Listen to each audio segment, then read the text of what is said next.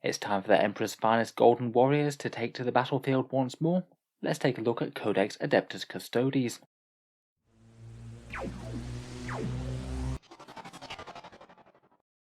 Hello and welcome back to Auspex Tactics, where today we're talking all things Custodes, and we're going to be reviewing their entire new 9th edition Codex in full. Custodes have been an army that have been doing relatively well in 9th edition, at least compared with the vast majority of the 8th edition codexes there are. So it was certainly going to be interesting to see how they redid this book. My initial impressions is that it might be a bit of a side grade. A lot of things have made the army massively stronger, things like getting innate shield company buffs across the whole army, and these new martial Qatar rules, plus quite a lot of characters and units have got slightly upgraded profiles, but I would bear in mind that a fair few of the strongest things do appear to have been cut down as well. Speed plus invuls are now very rare in the codex like they are in the rest of 40k, and a few of the really nice stratagems and auto-include type options do appear to be gone as well. Still though, with all its special rules and new options, it does feel like a bigger and meatier book than before. The previous Custodes Codex was just a little bit on the light side. Here's a rough overview of the contents of the Codex. We'll be going through this bit by bit. First up, they've got a bunch of army-wide special rules, certain unit restrictions, their objectives secured and lookouts, sir, the new rules for Ages of the Emperor and Daughters of the Abyss, the Custodes shield hosts, which now give their own chapter tactics-like benefits, the new army-wide Martial Qatar special rule, which gives you a progressive buff throughout the game, 4 full pages worth of stratagems, and 3 unique secondaries for the army. To upgrade your shield captains and things, there are the Captain Commander traits, there's 9 of those, and then a roster of Warlord Traits and Relics, there's plenty for the Custodes, and then 3 of each for the Sisters of Silence. Finally, there's the datasheet section of the Codex, the new Blade Champion model that came out in Shadowthrone, all the Sisters of Silence datasheets that have been added to the Codex. Previously they were kind of the unloved talons of the Emperor. The Custodes got their own Codex, whereas they were relegated to supplements. In addition to that, there's a new Sisters HQ choice as well, so you can fill them as their own generic detachment if you want to. And of course, updated points costs and unit profiles, most of them helpful, though a few nerfs as I mentioned. Let's start out with the army-wide special rules then. First up, there's the detachment restrictions. Similar to quite a lot of captain-type models, shield captains are somewhat restricted in the new codex, though perhaps less so than in most places. You can only take 1 shield captain of each type per detachment, so you couldn't go doubling up on things like the jet bike shield captains if you wanted to. Not really the biggest restriction in the world in my opinion. If you really want to have multiples of any one type, you can use multiple patrols. The other rules are basically focused around the Sisters of Silence. You either have to choose whether you're making a Custodes detachment or an Anathema Psychana one, which is their posh word for the Sisters of Silence. If you feel the Sisters pure, then you're absolutely fine. But if you want to actually use the Custodes units, then you have to make it a Custodes detachment, and it means that you can't just use Sisters of Silence for your troop slot. You've got to have as many Custodian Guard squads as you have prosecutors, and the same applies for the HQ choices. You can't just have your Custodians led by very cheap Knight Centuras. You need to have at least 1 Custodian HQ per Sister of Silence HQ. In addition, the Sister of Silence can't be the faction's main warlord unless you're using the Anathema Psychana detachment. Seems pretty sensible to me, keeping the focus on the battle line Custodians. This might well push army construction towards using some of both. We'll get on to the shield host fighting styles and the martial Qatar rules in just a second, but both of those basically apply to the whole Custodes army, not Sisters of Silence. We then have objectives secured. All Custodes Infantry get objectives secured, as do Sisters of Silence prosecutors, their troops. In addition to that, it's been amped up further, as each Custodes model counts as 1 additional model whenever they're contesting objectives.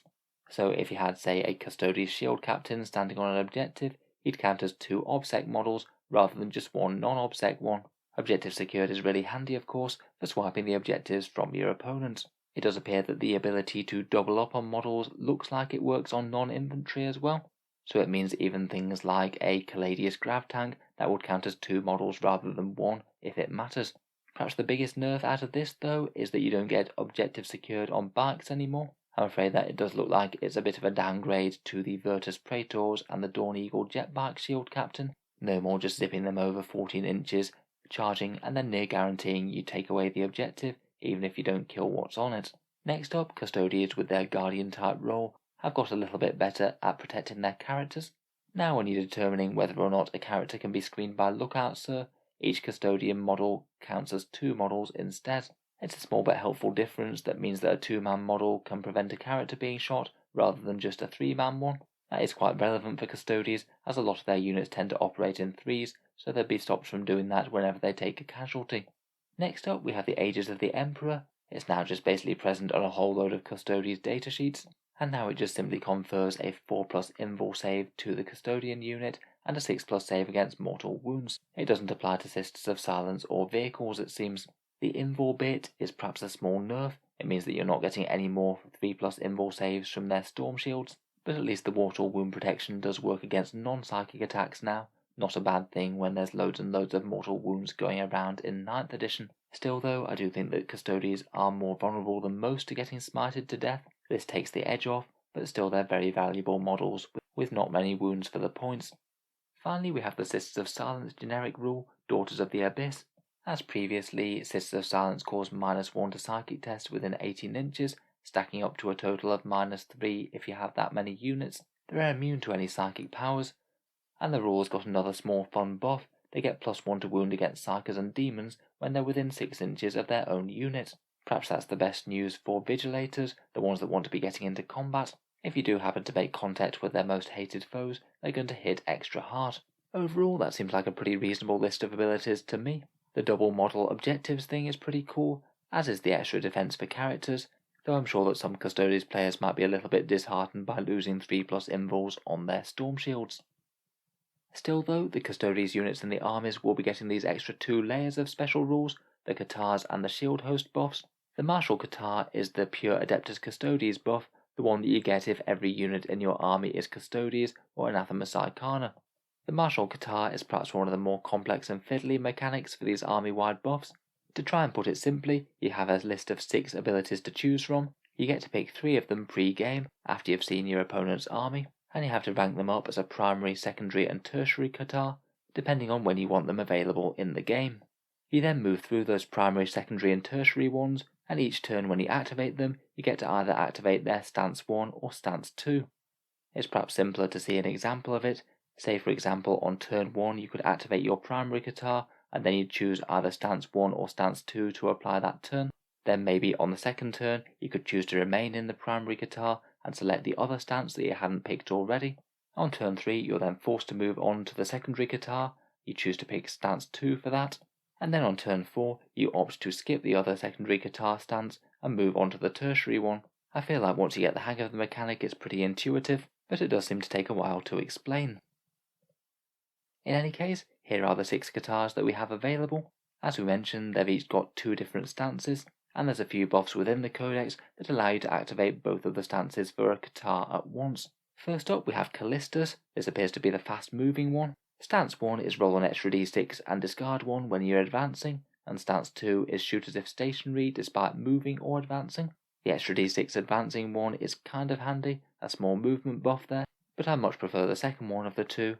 It means for any ranged units you can just happily advance them, get a large amount more movement, and still shoot to full effect. Seems like that's a very nice to have if you do really want to focus on movement, say on your first turn. Next up we have Conservi. That's an action doing one. The first one allows you to do actions while advancing or falling back. The second one allows you to shoot while doing actions. I can't say that I find that the most exciting for an army-wide buff. I kind of feel like you might want the cheaper Sisters of Silence doing the actions anyway, rather than the big valuable Custodes units that really want to be getting stuck in. Third we have Daikatarai. That appears to be the killing hordes in combat stance. The first one is a quite annoying debuff to enemy pile-in and consolidations. Both of those moves get -2 inches, so the enemy's usually only going to be able to move 1 inches in either. That could very easily prevent a lot of enemy models getting into combat and striking at your golden boys. So if you are expecting to face quite a lot of melee and you can dictate where the combats are happening, then that could be quite good. Again though, perhaps the more interesting for me is Stance 2. That seems to be really tooling your Custodes to fight hordes. Each of your units can opt to gain an extra attack at the expense of all of their weapons becoming damage 1. Basically that's just built for killing 1 wound infantry. If you're fighting them, then it's a no-brainer. Next up we have Rendax. This appears to be the killing vehicles and monsters Katar. The first ones are really quite powerful 6s to hit auto wound monsters and vehicles, and that does appear to affect in both range and melee. To me that seems like a really solid buff indeed. It's even quite useful on things like Guardian Spears with low strength. You might get a whole flurry of auto wounds against vehicles, all at AP -1 and damage 2. Of course, it's absolutely great in combat as well, particularly with anything like with slightly lower strength, maybe those Sentinel blades. Stance 2 is also okay, but I'd say not as good as the first one. It gives you +1 strength in melee against vehicles and monsters on the first round of a fight. Might be handy for getting past certain breakpoints in the strength, but I don't think that's usually going to give you as much value as the auto wounding one. I really like Rendax though, if you are facing say a whole army of Dread Knights, or maybe a very heavy orc vehicle list or something. It does seem like it could be a really good choice. Next up we have Captaris. This one's a melee boosting stance. The first stance messes with your opponent's damage output. Enemy units can't reroll hits in melee against your Custodes, so it makes things like captains or any innate buffs kind of unhelpful. Maybe it could be good against certain foes that you know are going to have a lot of rerolls, but I'd say perhaps not the most meaningful overall. My favourite one of these two is the second stance. You get to roll off when your opponent falls back. If you win the roll off, then they just simply can't. Keeping models locked in melee is really powerful if they don't want to be, particularly when you're fighting with all the muscle that Custodes can bring to bear. I imagine that you could kill one enemy unit, consolidate into the next, and hope to keep them pinned there. The rule doesn't apply to enemy monsters and vehicles, and enemy fly units get a +1 to their roll to fall back. Still though, I think that's potentially quite powerful. Finally, our last Catar is Salvus. This one's the shooty one. Stance 1 is a nice helpful +4-inch range to all guns, though Stance 2 certainly seems like one with a whole load of potential. All of your Custodes Infantry units that don't advance, they get to shoot twice with any auric weapons that they're armed with. Auric weapons essentially being Castellan axes, Guardian spears, and Sentinel blades. That's going to be a massive flurry of high power bolt shots coming down at the enemy. This one seems like a very nice one to include if you have a decent amount of Custodes Infantry, and the opponent has decent targets where that's going to matter against. Seems like it's threatening enough against enemy hordes, medium infantry, or even light vehicles with bad saves. Overall, the martial Catars certainly look like they'll add some strength to the Custodes. A lot of them do seem pretty usable on certain turns, and of course you can tailor them to the mission in question and what exactly your opponent's brought with them. A lot of them look decently useful. I think out of any of them though, Rendax does seem like it could be one of the most obvious powerful ones. If your opponent is using a very decent amount of vehicles, that 6s to auto wound one really could be quite game changing. Moving on, let's talk about those souped up shield hosts then. These hosts were introduced in War of the Spider. Previously they were just a Stratagem, Relic and Warlord Traits, but now they basically get some inbuilt chapter tactics to make your Custodes units just generally stronger in game. In addition to that, each one of these 6 shield hosts does have a martial Catar associated with it, and on one turn in the game they can choose to double up on the bonuses of that Catar. So say the Dread host with their Decatari one, they could have both the -2 to pile in and also getting the extra attacks at damage 1. That's only for one turn, and then the turn after that they could still use one of the other benefits, though you're not allowed to double up on the Catars 2 turns in a row. In any case, to go through them, first we have the Dread host. Their fighting style gives them a bonus AP -1 against any enemy units within 9 inches, and that appears to apply both to range and melee. That's a very solid damage boost, and it's going to be very helpful on anything that has low AP. Certainly makes things like Castellan axes a more tempting choice, and is also quite good at getting more firepower out of things like Guardian spears. In addition, they get to reroll charges innately, certainly good to save you a few command points here and there. More reliably making it to combat is certainly no bad thing when you're hitting quite as hard as Custodes do. Otherwise, their Warlord trait is a melee command phase buff. You can order one core unit in the command phase to get exploding 6s to hit in melee. Their Relic is perhaps one of the fightiest in the Codex, the Castellan axe for +3 strength, AP -3 and damage 3. That's just going to make one of your shield captains hit like an absolute truck. Though I believe that their stratagem has been toned down just a little bit. Their 2 command points, Golden Light of the Morades. That's a benefit for just one unit setting up from teleport now. They get -1 to hit, and they also get to ignore Overwatch. Their Catar is Decatari, so as we said is the anti-horde and pilot and consolidates one. Secondly, we have the Aquilon Shield. Their fighting style gives you heroic intervention across all units, and they get to ignore AP -1 attacks. I must admit I'm not super impressed with this. Custodes do have a heroic intervention stratagem that they can use on any unit now, and it kind of goes some way to making their trait a bit redundant. The AP -1 resistance is okay when it's meaningful, but a lot of the time it won't be. Their Warlord trait is a good defensive one, halving any damage that he takes. and it could potentially stack very nicely with the Presidium shield that they can take. That's a shield that gives -1 to wound, so does significantly increase durability as well. If you do want a character that's just an absolute anvil to remove, that could be a cool combo. Their stratagem for 1 command point is Shield of Honor. If you've got a core unit within 6 inches of an Imperium character, that character can't be shot. Basically an extension of the bodyguard rule, could maybe allow you to do gamey things on objectives perhaps. Finally, their Katar is the Salvus Katar. That's the one that's better at shooting, and to be fair, getting both parts of that is pretty nice. Potentially allows you for 2 turns worth of double shooting with your axes and your guardian spears. Moving on, and we have the Solar Watch. These appear to be the fast moving shield host. They get +1 to advance and charge rolls, and +1 to the movement when the bikes advance as well. In addition, they can also fall back and charge, a bit of White Scars shenanigans there. The advancing thing is kind of helpful for some early pre-game movement, and as with the Dread host, charge reliability is certainly nice. It does mean that their charges out of Deep Strike will be more reliable than most, particularly if you CP reroll them.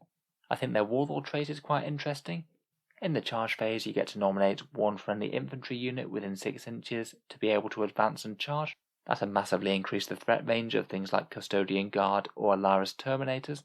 Their relic is the Swift Silver Talon. It's a Guardian Spear with an extra AP -1 on both modes, and it allows you to fall back, shoot and charge if you want to. I'm personally not quite as convinced that that's that great, particularly as you can already fall back and charge just with the Solar Watch trait.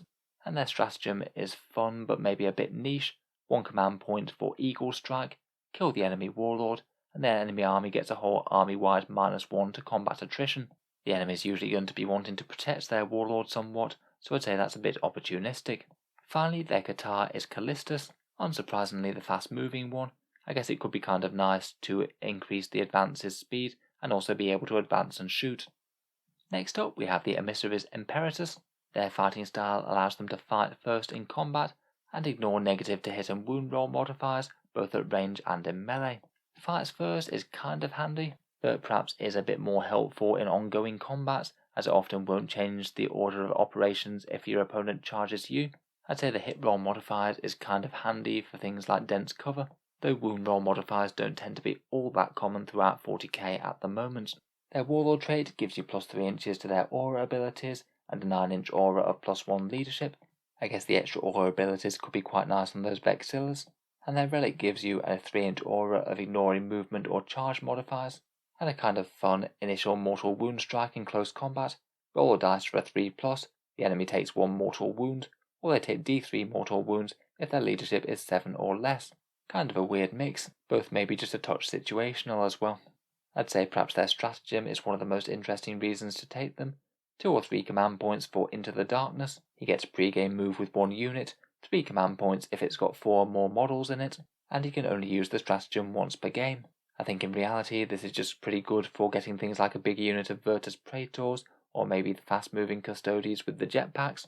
They'd both be able to bounce straight into the midfield, and then set themselves up for a really nice first turn charge on a key target. Their Katar is Conservi, that's the action-doing one. Maybe a bit boring, but I guess it could really help them retrieve their data or whatever else they're getting up to. Overall though, besides perhaps a big jet bike charge, I'm not really all that convinced that the emissaries are all that strong. Next up we have the new shield host, the Emperor's Chosen. This one's kind of to represent Custodes on more generic mode, rather than being assigned to one of the other shield companies. Their fighting style allows them to reroll 1 hit or wound roll whenever the unit shoots or fights, a small but helpful damage boost there, and then really quite a good shrug off against mortal wounds. On a 4+ they ignore them. I think both of those bits really are quite handy. Extra damage is very nice, particularly on hard-hitting things like characters, and that mortal wound shrug off is going to be great if you ever play Thousand Sons or Grey Knights. Their Warlord trait rewards you for killing hordes. For every enemy model that you slay, you get an extra attack up to a maximum of 4. Perhaps not too bad, but not thoroughly outstanding either. It's not going to do much if you're targeting heavies. Their relic's called the Paragon Spear, a strength 8 Guardian Spear with AP -5 and damage 2, and +1 strength to shooting. I find that one again pretty underwhelming. Unless you're getting a damage buff out of it, I'm not really sure how much point there is. I guess it could be kind of meaningful against anything that's toughness 8. Aside from a good generic boost though, I think that perhaps one of the most interesting things about this one is the 1 command point Esteemed Amalgam stratagem. You use this in the command phase, and you can put one unit in another shield host's fighting style for a turn. I quite like the way that you could just situationally use that to buff a unit if you need to. Could go for the Shadow Keepers for their reroll wounds against characters, which might be situational. Fall back and charge for the Solar Watch if your opponent wasn't expecting it. Or just flex into a whole load of extra AP on Hurricane Bolters or something with the Dread Host. Finally, their chosen martial guitar is Rendax, the anti-vehicle killing one, and I think that that's going to be a particularly sweet one to activate both bonuses for. That's going to give the opponent a couple of turns of really wishing they didn't bring so many vehicles, a load of auto wounds to hit on 6s, and better strength in combat for a turn. Finally, last but not least, we have the Shadow Keepers, perhaps one of the most popular shield companies at the moment. Their fighting style means that enemy units will strike with one less attack when they hit them in melee. That's quite a powerful melee defensive buff, to be honest, and they get to reroll wound rolls against characters, both at range and in melee. That bit's going to matter a lot more against some armies than others, but against some it will matter an absolute ton. Say Chaos Demons with a whole load of Greater Demons about, a whole load of Grandmaster Nemesis Dread Knights, even things like Imperial or Chaos Knights, where it's quite common for a lot of them to be upgraded. Seems like a pretty strong trait overall to me. Their Warlord Trait is again very useful but kind of situational, ignores invulns against characters. Between that and the reroll wound rolls, seems like you're pretty guaranteed to assassinate one enemy character if you do charge them. Maybe it could be fun on an Assassin Dawn Eagle jet bike maybe. Perhaps one of the best things about this host though is their Relic. It means that one enemy unit in engagement range will fight last this turn. I believe it's one of the only ways in the entire Codex, and having that ability on the board can be a really nice way of dominating combats, particularly when you can use Custodes' heroic interventions to get it where it needs to be. Finally, for one command point, their stratagem is Grim Responsibility. This one's a very nice defensive buff that they had access to already, and was one of the main draws to them. When the unit's attacked, the enemy attacks get -1 strength that phase, and that can be really key if the opponent is targeting at something with a big breakpoint. Say if they were shooting at a whole load of Custodian Guard with strength 5 weapons, if you suddenly make them strength 4, they're only going to be wounding you on 5s. Unfortunately, you can't use this on vehicles anymore, though I still think that it remains very, very good. Overall, I think the ones that I found the most interesting are probably the Dread Host for their better AP, reroll charges, and very fighty Relic Axe, the Emperor's Chosen for a useful trait and a handy stratagem, and the Shadow Keepers for a situational but powerful fighting style, but perhaps more for that very nice Fight's Last relic and the useful Grim Responsibility stratagem.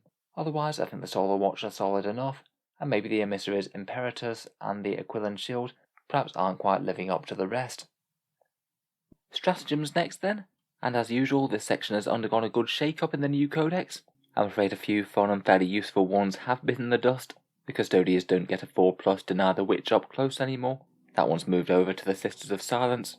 I'm afraid the Virtus Praetors have lost their stooping dive, so they can no longer do a surprise countercharge in your opponent's phase, and the Alaris Custodians can't just ignore AP-1 and AP-2 at will anymore.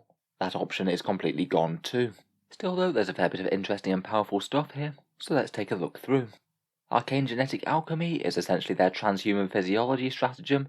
Not a bad defensive buff against heavy weapons. It means that wound rolls of a 1 to 3 always fail. It's 1 command point if you have 3 or less models, or 2 CP if you have 4 or more.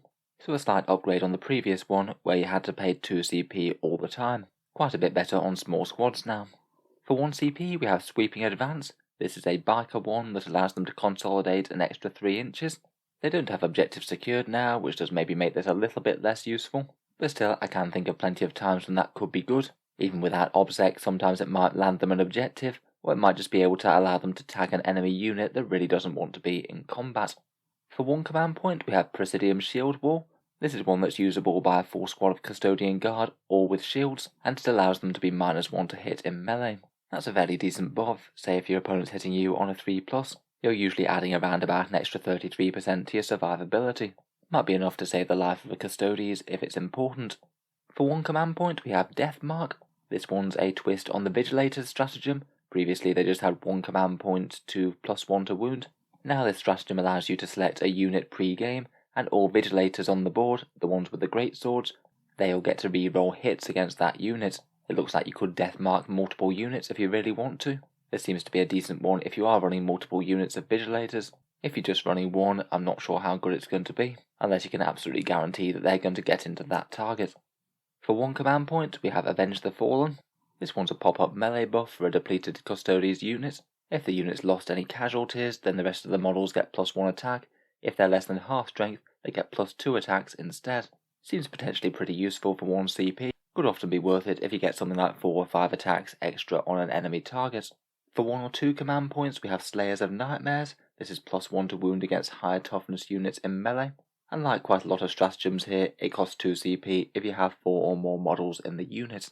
Again, that's slightly better than its previous incarnation, as it's only 1 command point to use on small squads. A very solid one, that one. Definitely worth considering if you're in combat with something that you're wounding on 5s. Next up for 1 command point is Talons of the Emperor. This is +1 to hit for a single Sisters of Silence unit if they're within 6 inches of another Custodes unit that's attacked this phase. I kind of feel that just +1 to hit is rarely going to be worth it. Maybe if you need absolutely every iota of damage out of a big Vigilator squad perhaps.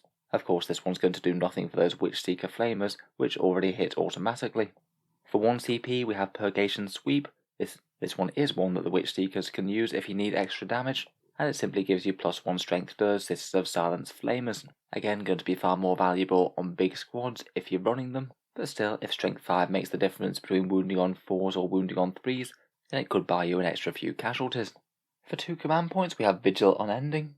This is when you get the Custodes character to fight on death after they've been slain, the downside being that the character can't have fought already in the fight phase. Perhaps a fairly standard one, this one. It was interesting though that Games Workshop previewed that it was 1 command point, where it actually turns out to be 2 in the main codex. Regardless though, if your Custodes character is killed before they get to swing, this could often be worth it as they do hit very hard. Wisdom of the Moritoi costs 1 CP, and this one's the Custodes version of Wisdom of the Ancients, basically generating a reroll 1s to hit aura around a Custodes Dreadnought, used in the command phase and lasting the entire turn. It only applies to core units now, though most of the Custodes Codex is core. Next, for 1 CP, we have Retribution of the Machine Spirit. This one's an equivalent of the Codex Space Marine one to make a Machine Spirit vehicle fight on full bracket, so that's basically the Custodes Land Raider if you're running one. I guess it could potentially be worth it if you're in bottom bracket. Going from hitting on 4s to hitting on 2s with those las cannons is no joke. It'll be interesting to see if they errata any of the Forge World units to be able to get this. If it's applicable to the Ares gunship, for example, that could be quite good. For 1 command point, we have Indomitable Engines. This is a 5+ Feel No Pain type save against mortal wounds that you can pop up on a Custodes vehicle. The vehicles don't get the Aegis of the Emperor rule, so they don't get their normal 6-up shrug-offs. Still, if you're going to have a fancy Dreadnought or something absolutely lit up by Psychic, it could be a good idea. Next, for 1 CP, we have Earning a Name. This is quite a fun one that you get when a character kills an enemy character, and you get to pick a permanent buff for them for the rest of the game. That buff can be any one stance of any one martial kata, or any one half of any Custodes shield host trait, as they generally come in 2 parts. I think most of them are kind of borderline whether they're worth it at 1 command point. Maybe things like 4 reroll wound rolls against characters for the Shadow Keepers, that could be an interesting one. It just depends where your character is on the battlefield, and maybe what they're likely to be tangling with next. In any case, you can only use it on each character once. You can't go stacking more and more buffs on the same one. For 1 CP, we have Open the Vaults. This is the standard extra relics one. It doesn't appear that there's any way to give Custodes squads any relics within the unit, I'm afraid. That would have been quite a nice one, that quite a lot of other armies got. For 1 CP, we have the Emperor's Heroes. Basically the same fairly standard rules as the relics. You can have up to 2 extra Warlord traits in a Strike Force game. For 1 command point, Victor of the Blood Games is quite changed. You no longer get extra save rerolls. Instead, this is now the one that allows you to stack multiple Warlord traits on the same unit, an option that the Custodes didn't have before. To be fair though, I think this is quite interesting. It means that you can create a really stacked character with 2 Warlord traits, a relic, and a Captain Commander trait. Finally, we have another pre-game one in Eternal Penitent. This is a Dreadnought upgrading one. The Dreadnought gets +1 attack and reroll charges for the rest of the game. You can only use it once, and perhaps it might be best applied to something like the Contemptor Achilles with its massive damage D3+3 spear. Next we have Fraternity of Heroes. This is a really nice one, and it's a 6-inch heroic intervention on any unit. It's basically the same as the Space Wolf stratagem, and this means that your opponent can't safely put any unit within 6 inches of any fighty Custodes one, unless they want that unit to wind up in combat. That is going to catch people out from time to time, and it's a really good one for defending objectives or supporting characters. It means that your opponent just can't engage part of your force in combat without more of it jumping in to help out. Really quite a big win for the Codex, this one, I think. They could do it before, but now it's got a far better range. Next, for 1 or 2 command points, we have Martial Discretion. This allows you to choose a different Qatar stance for 1 unit, 2 command points if the unit has 4 or more models. With so many stances to choose from, that one has really quite a lot of options. Maybe things that stand out is if you're engaging any special units, maybe if you're fighting vehicles, then you can take one of the Rendax ones, or maybe if you happen to be a big unit of Custodes with a whole load of Guardian Spears, you maybe could take the Salvus one to shoot twice. It certainly looks like it could be one to keep in the back of your mind. It could allow your units to do quite unexpected things, so quite a fun one to have in the arsenal. For 1 command point, we have Indomitable Guardians. This allows you to interrupt for 1 command point if you're next to an objective marker. Quite a nice one, and I'm glad that stayed from the old Codex. Interrupts are great, and getting them for 1 CP is nice. For 1 or 2 command points, we have Unleash the Lions. This is another fun one that's good that it stays. It's the one to take an Alaris Custodia unit and suddenly turn every single model in the unit into its own 1-man unit. Can be fun to have the squads go its separate ways. Maybe if you punch to death an enemy big target, and then you want to engage multiple small units after that, maybe leaving one behind on an objective or something. It's now only 1 command point if you have 3 or less models, so a bit more usable there. For 1 command point, we have Shoulder the Mantle. That's the one to make another Custodes character your Warlord if your main Warlord dies. For 1 command point to generate a Warlord trait, that could be pretty handy, I think, particularly as you can tailor it to be one that you need at the time in question. Maneuver and Fire costs 1 CP. This allows you to fall back and shoot with a fly unit. I guess mainly going to be used with Virtus Praetors. Their Hurricane Bolters and Salvo Launchers really aren't any joke in the shooting phase now, so that might well be the better option. But it's quite nice insurance for things like the Caladius Grav Tank from Forge World that will not be able to be locked up anywhere near as easily now. For 1 CP, we have Desperation's Price. This is a Sister of Silence one that causes an additional D3 mortal wounds if the enemy Psycho Perils is in their psychic phase and are less than 18 inches away from the Sisters. That could be a really nice surprise for them. Sure, they might be able to tank D3 mortal wounds, but can they tank 2D3? For 1 or 2 command points, we have the Emperor's Auspice.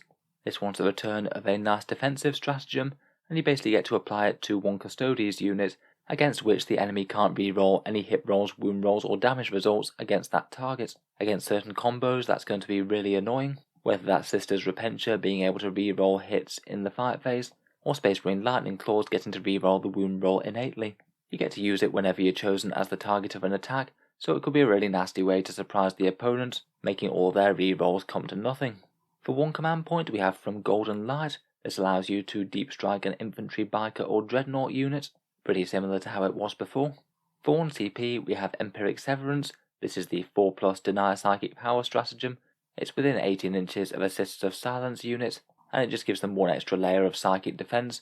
Being able to automatically shot down a power on a 50-50 chance is really very nice for the most important one your opponent's casting. For 1 CP, we have Creeping Dread. You use this at the start of any phase, and you'd want to do it whenever your opponent's about to make a load of attacks within 6 inches of a Sisters of Silence unit. All the enemy units within 6 inches get -1 to hit, so it could be a seriously powerful one if your opponent has a whole load of units within that 6-inch radius, until your Sisters of Silence infantry die. A lot of them might be hitting far more inaccurately. Could potentially be nice on that Knight Centura unit as well, particularly as she won't be able to be directly targeted if she's nearby some Custodes. For 1 command point, we have Rapid Reactions. If your opponent falls back from some Custodes Infantry, that unit can immediately shoot them as if it were the shooting phase. Getting unexpected damage in your opponent's turn is always pretty nice. For 1 CP, it seems decent enough even on things like Guardian Spears, but potentially could be even more threatening on some of the fancy Forge World Custodians, maybe those Sagittarian ones with the multiple shots from their bolt calibers. For 1 command point, we have Covered Advance. This is a smokescreen one for Custodes or Sisters of Silence smokescreen vehicle. It just gives them -1 to hit when they're attacked. For 1 CP, we have Tanglefoot Grenade. It's a really powerful and annoying one, and one that I wasn't sure whether it would make it into this codex in its current form. It's still here though, and still excellent. When an enemy unit chooses to move or charge within 12 inches of a Custodes infantry unit, for 1 command point they get -d6 inches to that movement, which could be absolutely critical on charging units. It might make them fail a key charge. You can only use it once per turn, and it doesn't affect fly units. Basically any time your opponent's trying to make a fairly long charge, this one's kind of worth using. Next we have Teleport Homer for 1 CP.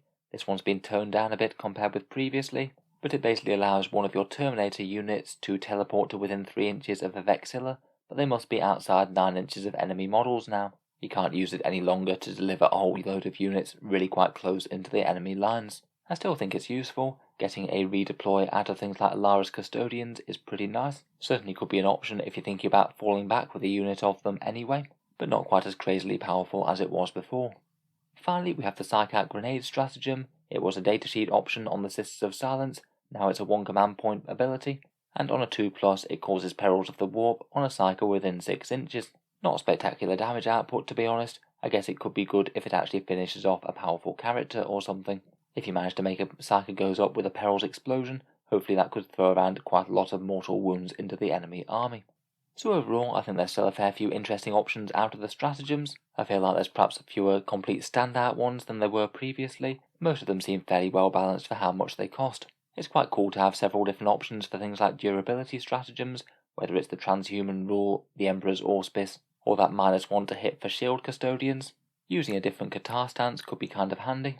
The 6-inch heroic intervention one I think is a really big one, and that's just going to make Custodes more annoying to approach for the entire enemy army. And that Tanglefoot grenade remains a great disruption option whenever you get to use it. Potentially preventing a whole enemy combat phase for 1 CP is absolutely amazing. Next up, let's move on to Captain Commanders. Previously you paid 1 command point for one of these traits, now it's the Custodes paid for in points upgrade, and you can have 2 different traits within the same army now. Both of them must be on non-named characters. Now the different Captain Commander buffs are separated for the 3 different kinds of shield captains. The standard shield captain called the Guardian one, the Terminator one or the Alaris one, and the Virtus Praetor jet bike captain. First up, for your standard shield captain, there are 3 different options.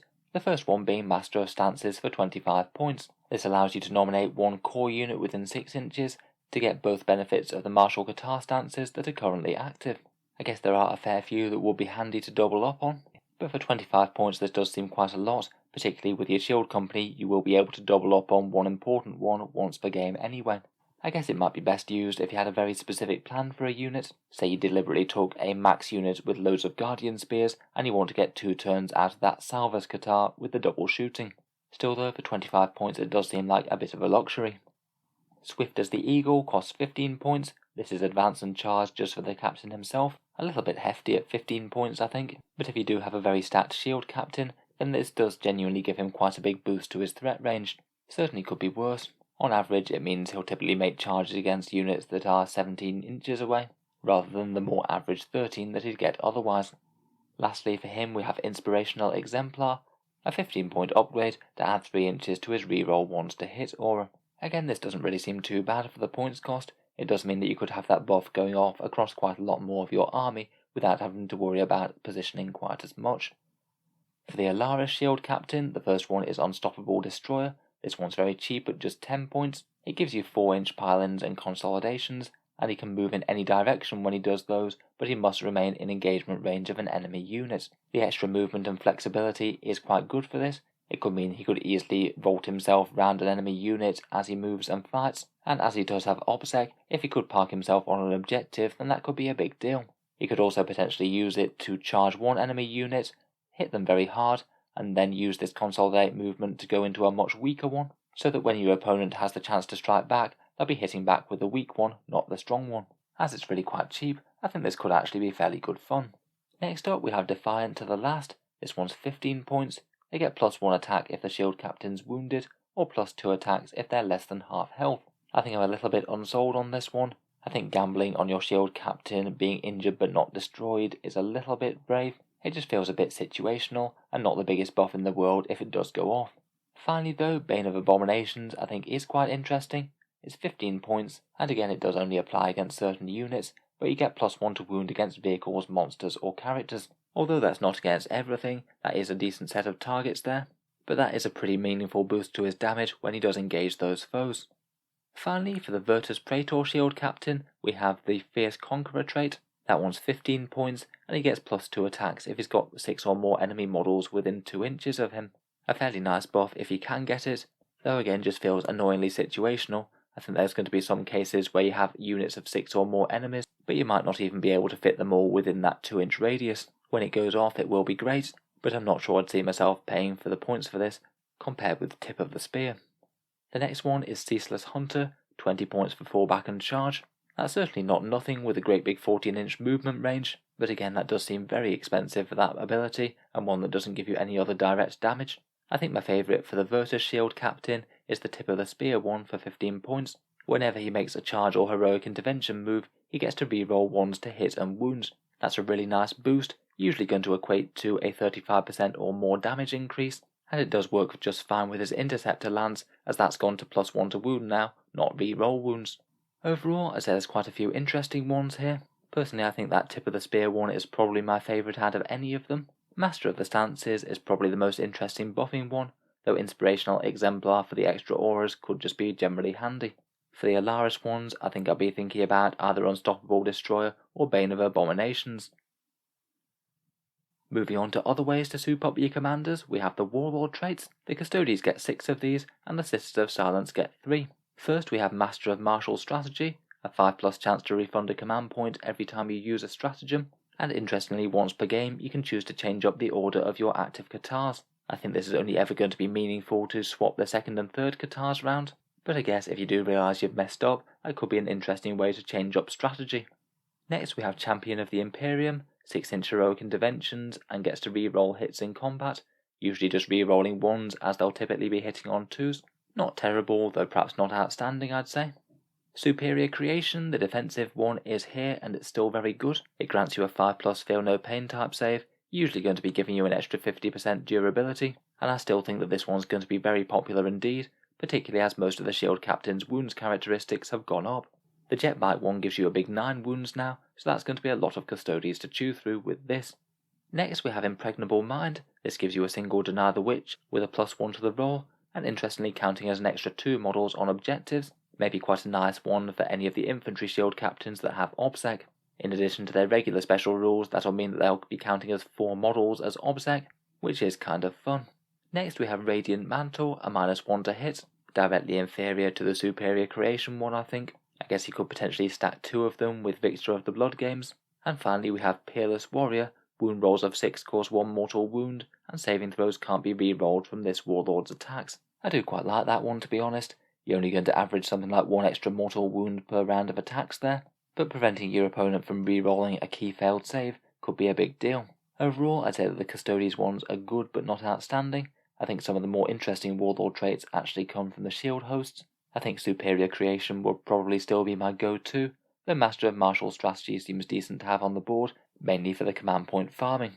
For the Sisters of Silence we have 3. Oblivion Knight gives you a +1 to advance and charge aura for the Anathema Psychana units within 6 inches, and she also personally gets to reroll wound rolls of 1. Seems like that one's designed for leading Vigilators into battle.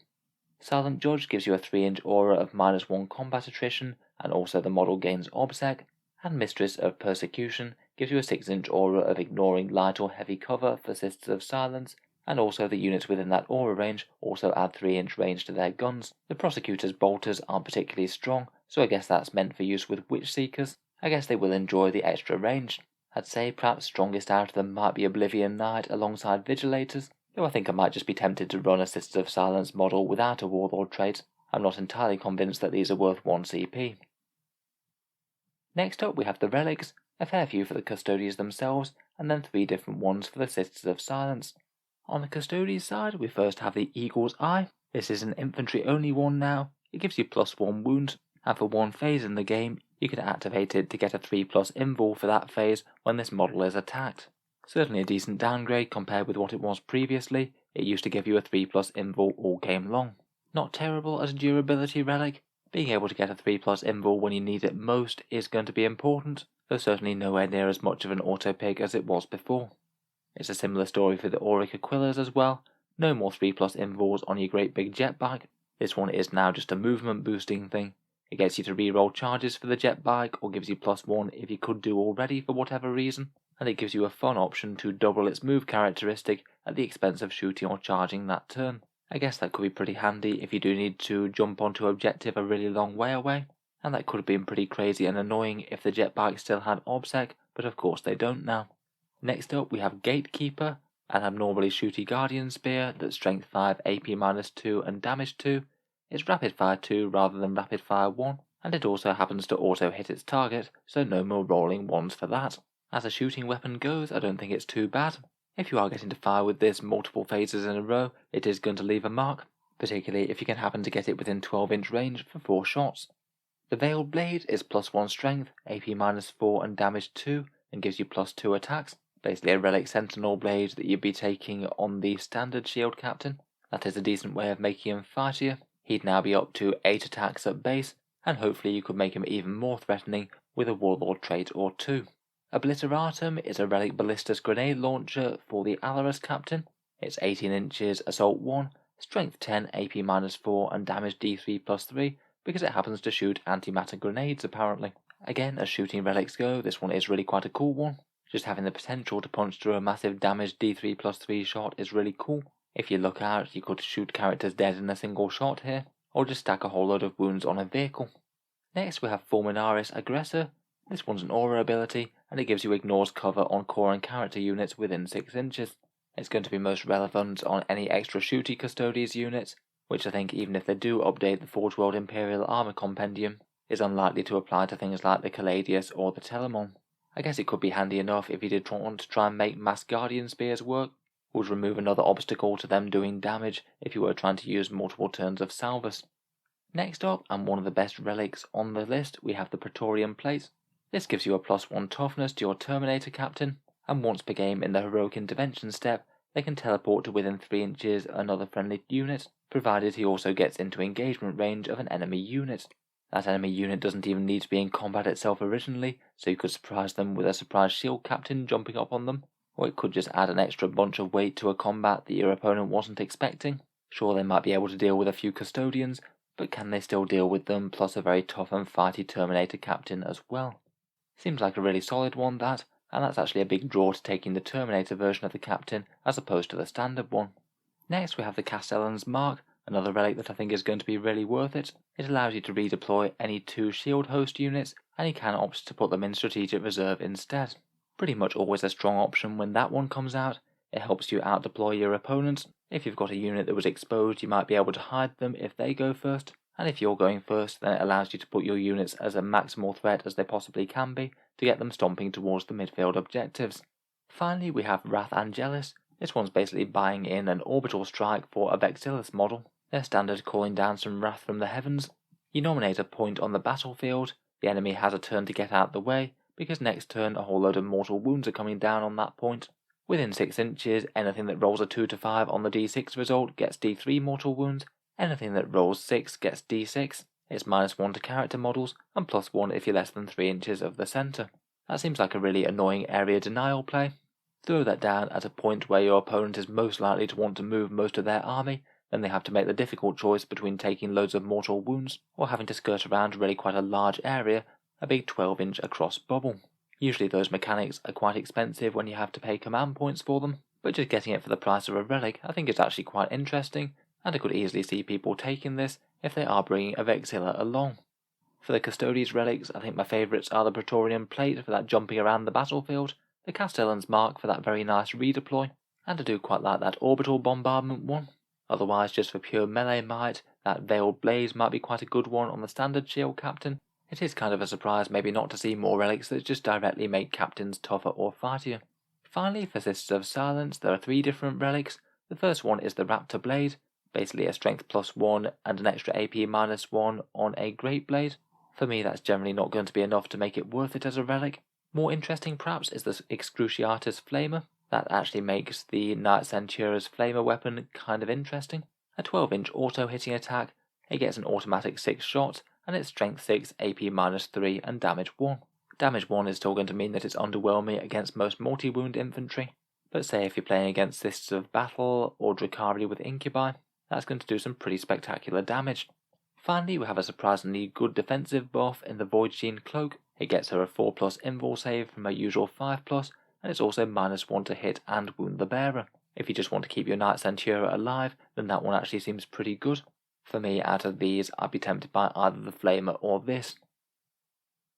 Finally, before we look at some updated datasheets, let's take a look at the Custodes secondary objectives, and you can pick one of these 3 if your entire force is Custodes or Sisters of Silence.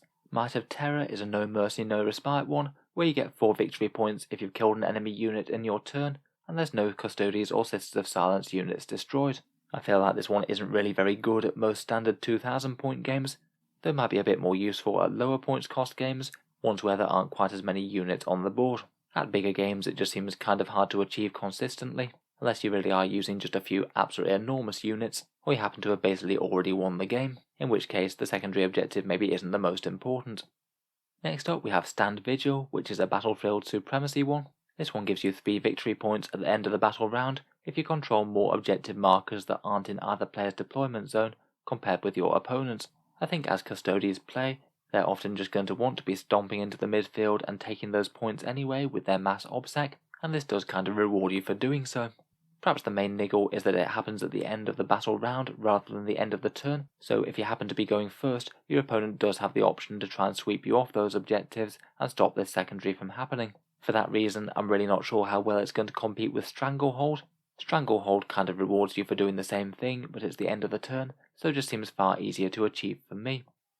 Finally, we have Auric Mortalis, which is a Purge the Enemy objective, and it's basically a mission to kill the most valuable thing in your opponent's army. You get to select one Primarch, Supreme Commander, or the model with the highest points that isn't an aircraft. That's the model that you've got to kill. You get 5 victory points at the end of the game if you've killed it, another 5 victory points if it was laid low in melee by the Custodes or the Sisters of Silence, and another 5 VP if it was killed more than 6 inches away from your deployment zone. As a downside though, you do lose 2 victory points for each unit that big enemy unit gets to kill first, though it does say that you can't go lower than 0 victory points, which is good. I guess it really depends on what your opponent's target for this is. If it's a model that they're going to be forced to commit with, then it could well be worth it, but these ones always do seem just a bit swingy to me. Very win big or lose big, and even if you do manage to bring down the enemy threat in melee, you still might not get all that many victory points from this. Say if it does manage to kill one unit first and then reaches your drop zone, you've lost 7 victory points out of your 15. Overall, I must admit that I'm not enormously enthused by any of these. I feel like the Custodes are in general going to be better off just picking objectives out of the book. Might of Terror might be the most worth it, though I'd usually say at points cost less than 2000 points. Finally, let's jump into the datasheets and see what stats and points costs have changed. We'll start with the new models, then go through troops, vehicles, characters and Sisters of Silence in that order. First up, the most interesting new datasheet from the Codex is this new Blade Champion model. The guy who came out with Shadow Throne, hopefully he'll be getting an individual release at some point soon. He's an 110 point HQ choice, has a fairly beefy stat line as you'd expect, toughness 5 and 7 wounds, 6 attacks, though weirdly enough they have chosen to give him the lowest save out of any Custodes in the book. He's only got a 3+. He does get a +1 to his saving throws in melee though, so he still gets his 2+ there. The only gear that he gets are his Vault Swords, and he's just a general all-round blender custodian, as he gets to pick one of 3 different profiles with his attacks. The first one's an anti-heavy one, strength +2, AP -4 and damage 2, and he auto-wounds vehicles and monsters on hits of a 4+. The second one is anti-infantry, strength user AP -1 and damage 1, but he gets twice the number of attacks. And then he's got a nice character killing one, strength +1, AP -4 and damage 3, and he gets to reroll wound rolls against characters with that. Just in general, that means he's pretty dangerous against most everything.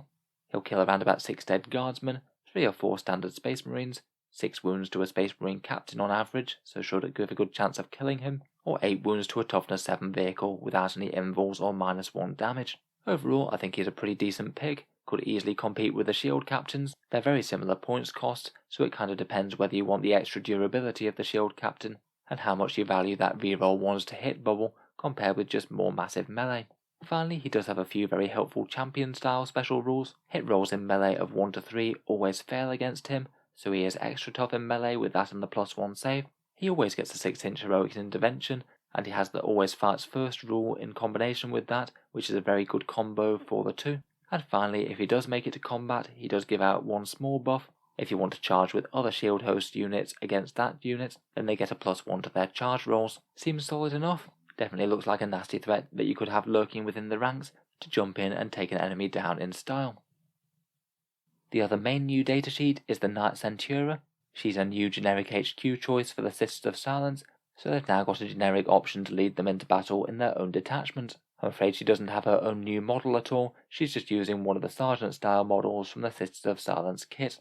In any case, she's 50 points, or 55 points if you give her the Executioner Great Blade, power level 3, and she's got the stat line that you can see here, hitting on 2s, strength and toughness 3, 5 wounds, 4 attacks, leadership 9, a 3+ save and a 5+ invul. You can armor with any one of the standard Sisters of Silence weapons, a Great Blade for the standard +2 strength, AP -3 and damage 2, the Witch Seeker Flamers that got buffed to AP -1, and the bolt gun that she carries is a mastercrafted one, getting it AP -1 and damage 2. I think if I were running her, I would upgrade to the Great Blade though. She's got quite a lot of really quite accurate melee attacks. I think just having the option to throw her in for a fair bit more damage is a good one to have for 5 points. I'm not really particularly impressed with the ranged output of either the Flamer or the Bolter for a character. Special rules wise, she has Daughters of the Abyss, so the normal -1 to cast Messing with enemy psychic, and gets +1 to wound nearby demons or psychers, and gives out a Lieutenant style aura of reroll 1s to wound for core units within 6 inches. Obviously only applying to the Sisters of Silence, not the Custodes. Quite nice that it's wound rolls not hit rolls as well, it means that she's actually usable with those Flamers. In general, I think that she could be quite a popular choice. She certainly could be a cheap way to round out detachments if you already have a Custodian HQ in the army, and she really is quite a reliable way of getting that -1 to cast buff. The regular Sisters of Silence can just be shot down directly, she can't, and she's usually going to be character screened. Could be an option to get that Sisters of Silence benefit on the table and their stratagems for a fairly minimal investment. Moving on to the meat of the Codex, let's talk about the Custodes Infantry. The Custodian Guard are kind of similar in points cost, 45 points each, or 50 with their shields. Statline wise, they're largely unchanged, aside from an army-wide buff to Leadership 11 now. It does seem kind of fitting for some of the best troops in the entire galaxy, though I must admit slightly weird that they have more leadership than things like Necrons, who are basically soulless machines for the most part. Weapons wise though, they have had a fair few upgrades. Their Guardian Spears gained a pip of strength, they're now +2 strength, normally hitting on strength 7. The Sentinel Blades have been buffed considerably, they're now +1 strength and damage 2, and their pistol-like shooting is also AP -1 and damage 2 now as well. The Presidium Shields have seen a fairly expected nerf. I'm afraid you no longer get your 3+ invul saves on these guys, the shields only give you a +1 to your save. I think out of the 2 loadouts, unless you're trying to make Guardian Spear shooting work, I still feel that you might well be better off with the shields and the blade now. For the extra 5 points, it does make them a lot more resilient to lower AP weapons, and now that the blades have got damage 2 and better shooting, they're far more of a threatening unit. Overall, I think it might be a bit of a side grade profile-wise, but seeing as they have gained the passive buffs from the shield host abilities and the martial Qatar buffs that they should get each turn, I think that's still cause to be optimistic.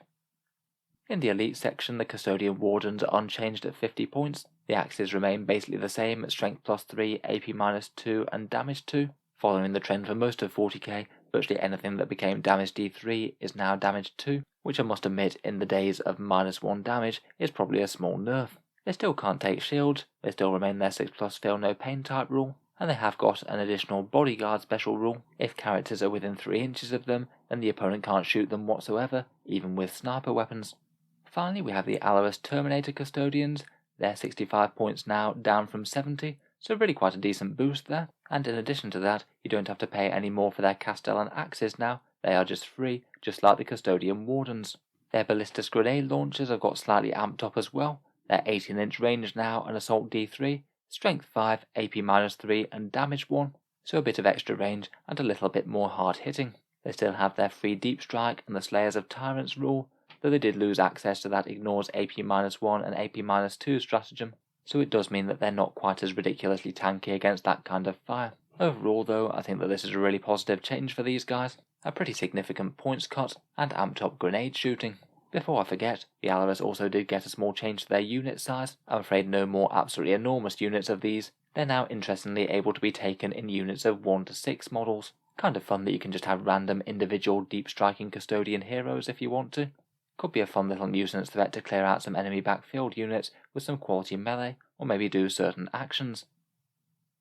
Moving on to the Custodes bikes and vehicles, Virtus Praetors are 85 points, so the same as before. Though the salvo launchers have gone up a little bit in cost, they now cost 5 points extra.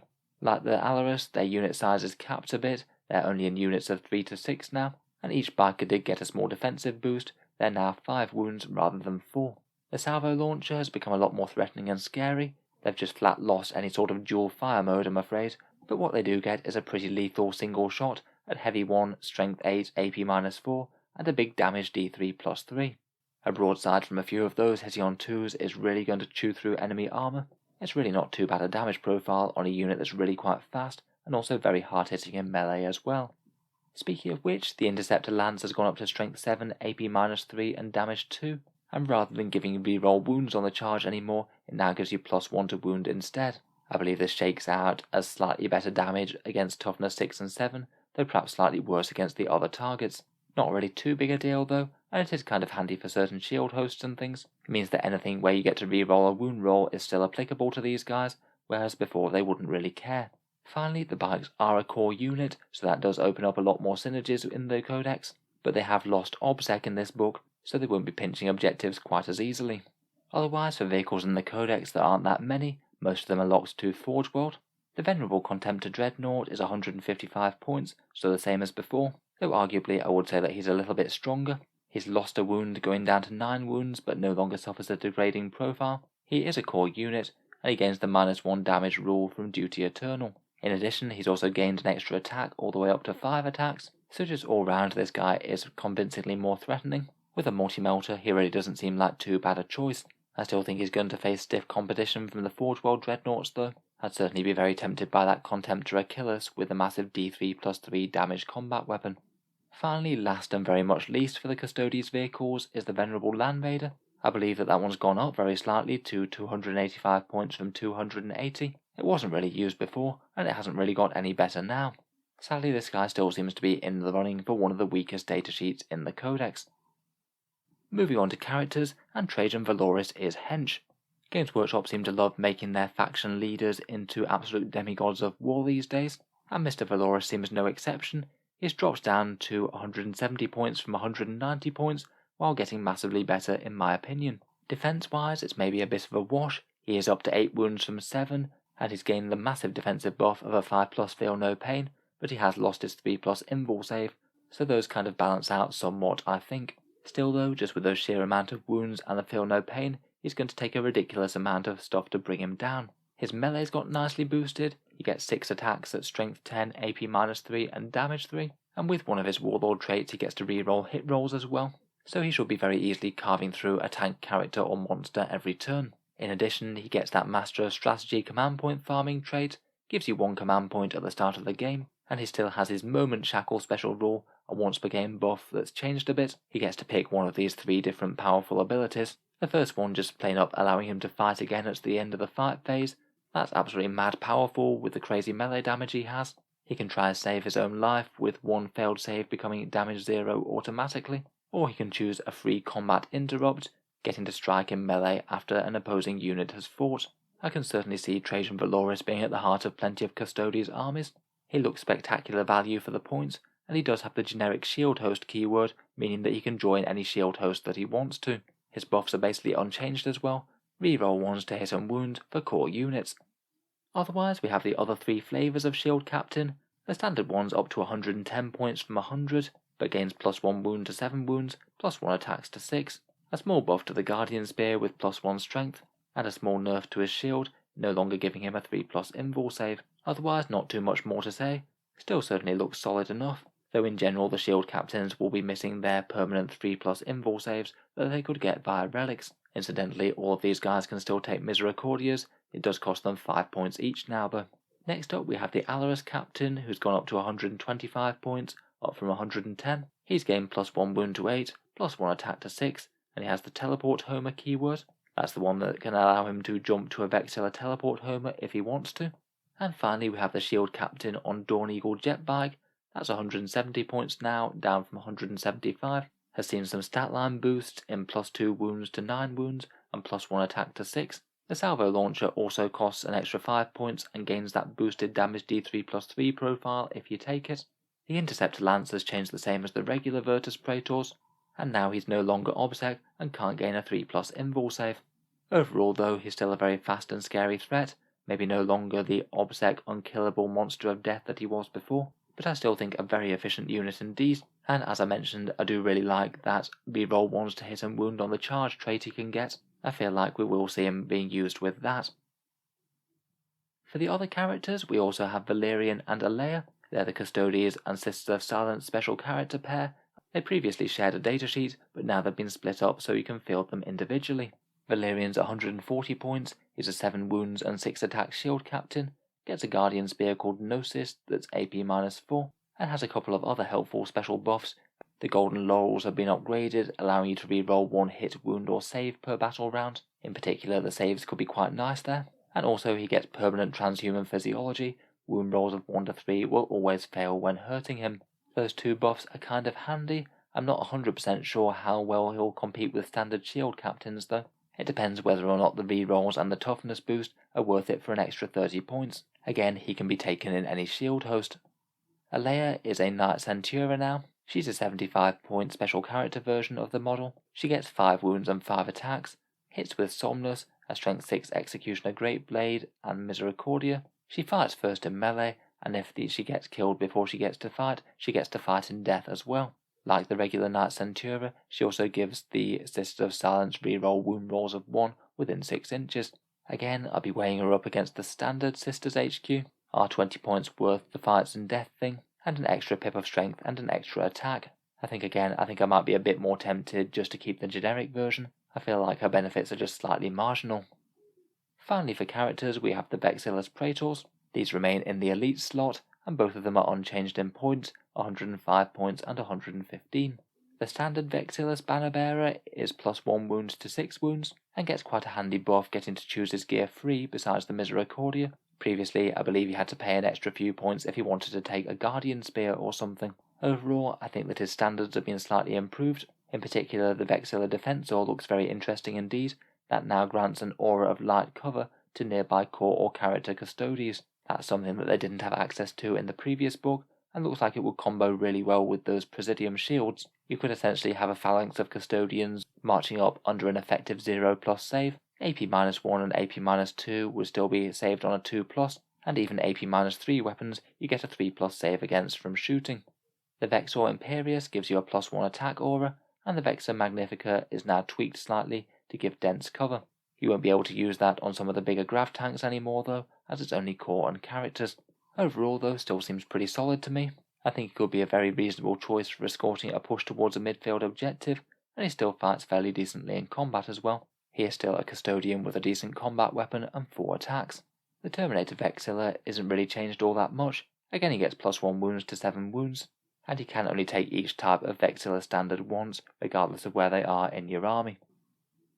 Finally, to round up, we have the Sisters of Silence units. Of course, these are new to the actual Custodes Codex. Previously, they were in supplements or in the index. You get 3 different flavors of Sisters of Silence: Prosecutors in the troop slot with the bolters, Vigilators in the elites, and Witch Seekers now in the fast attack. The Prosecutors are 12 points each, armed with bolters, and basically seem like one of the best options for Custodes for just very cheap actions and objectives, though in Custodes attachments you can only take 1 unit of these for every fully fledged Custodian troops choice. Still though, I think they're still usable. If you could use a unit of these to hold down a home field objective, then I think that's fairly good news overall, as it means you don't have to commit very expensive Custodians to that same job. Datasheet wise, they lost their ability to snipe Psychers, and their Psych-Out grenades is now a stratagem instead. Though to compensate, the Daughters of the Abyss rule is a little bit better, getting you that +1 to wound Psychers and Demons up close. I think that several lists will probably find a role for these girls. Filling detachments is handy, as is holding down objectives for cheap. They do gain objectives secured as well, being troops, which is also very nice. Otherwise, we have the Vigilators, who went down significantly, down to 14 points from 17. Their Great Blades remain strength 5, AP-3 and damage 2, though they did lose that easy access +1 to wound stratagem that they had, in favour of that pre-game selection reroll hits thing. Overall, I must admit I'm fairly impressed with these girls. Their melee damage is pretty reasonable for that fairly cheap cost. It's not exactly some of the best punching in 40k, but they do also bring that very nice anti-cycler ability to the table and some useful stratagems. I guess the main downside is they might well need a Rhino to deliver them into combat, so do need a bit more support. The Witch Seekers are also down to 14 points, down 4 from that crazy 18 points, and in addition Games Workshop are giving them AP-1 to their Flamers. I'm still not convinced that they're going to be spectacular damage dealers, but again they're still interesting. They have a new 6-inch pre-game move that can help get them into the midfield, and they can confer that to a Rhino transport that they're in if they happen to be in one. I guess in theory they could do things quite similar to the Sisters of Battle, have 5 of these in a Rhino alongside 5 Vigilators. Then you've got an interesting mixed unit threat in the middle of the board, ready to help annoy some Psykers. Finally, for transport, we have the Anathema Psychana Rhino, 75 points, which is unchanged, and detachment-wise you can take 1 of these per Sisters of Silence unit in the army. Otherwise, it's pretty much a standard Rhino. It doesn't do any anti-Psyker stuff itself, and it's lost its slightly meaningless self-repair special rule, which was kind of a relic of previous editions. Overall, I feel like a couple of units of cheap prosecutors might be where we see Sisters of Silence included. I feel like for most of the Codex, if you're going to look for raw damage, it's generally going to be the actual Custodes doing it rather than these girls. It'll be interesting to see if anyone manages to make Vigilators work in a strong army. So I think that just about rounds it up for Codex Custodes. Overall, I do kind of feel, as I did at the start, the book is a little bit more of a side grade than a direct upgrade. A lot of the absolute best stuff has been reined in a bit, in particular anything that gave Custodes a 3+ invul save, and just made them a nightmare to shift. Despite this though, I really don't think that they're any weaker than they were before. Getting 2 layers of passive buffs all game long is a really big win. A lot of the units have had some fairly helpful tweaks to their damage or defensive profiles. Counting as extra models on objectives and for Lookout Sir is handy, and I quite like their new detachment rules with them and the Sisters of Silence. It just makes a lot more sense to some of the previous additions. I feel like Mr. Trajan Valoris is going to be appearing in even more lists than before though. He just seems ridiculously good for his points cost now. As always, let me know what you think down in the comments below. I'll certainly be looking to make a few more Custodes videos as and when I get chance, so feel free to subscribe to Auspex Tactics if you'd like to see those. Finally, if you'd like to help support the channel and keep these videos coming, I would just like to briefly mention the Auspex Tactics Patreon page. The Patreon is what allows me to make so many big videos like this quite so regularly. Codex reviews in particular take an enormous amount of time to make, so if you're enjoying quite a lot, any support is really appreciated. I do try and give channel patrons a few rewards, including seeing certain videos early, regular votes to see what sort of things happen next on the channel, and automatic entry into the regular prize giveaways with a chance to win some really big model kits each month. In any case, a massive thank you for listening, and I'll hope to see you guys next time.